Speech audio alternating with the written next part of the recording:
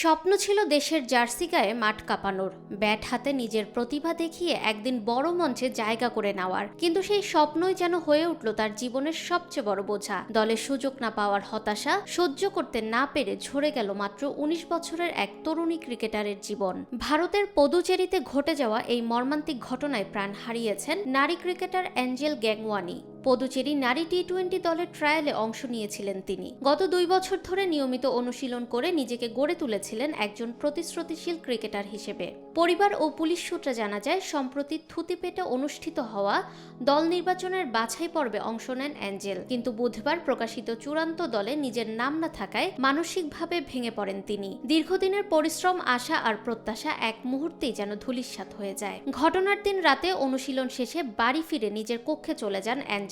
রাত বাড়লেও কোনো সাড়া না পেয়ে উদ্বিগ্ন হয়ে ওঠেন তার কোচ। ফোনে যোগাযোগের চেষ্টা করেও ব্যর্থ হলে তিনি সরাসরি অ্যাঞ্জেলের বাসায় যান। পরে পরিবারের সহযোগিতায় তাকে দ্রুত হাসপাতালে নেওয়া হলে চিকিৎসক তাকে মৃত ঘোষণা করেন। এ ঘটনায় এলাকায় শোকের ছায়া নেমে এসেছে। একজন সম্ভাবনাময় তরুণীর এমন পরিণতি শুধু একটি পরিবারকেই নয়, পুরো ক্রীড়া সমাজকে গভীরভাবে নাড়া দিয়েছে। ফাহমিদা বিনতে আনোয়ার, নিরপেক্ষ।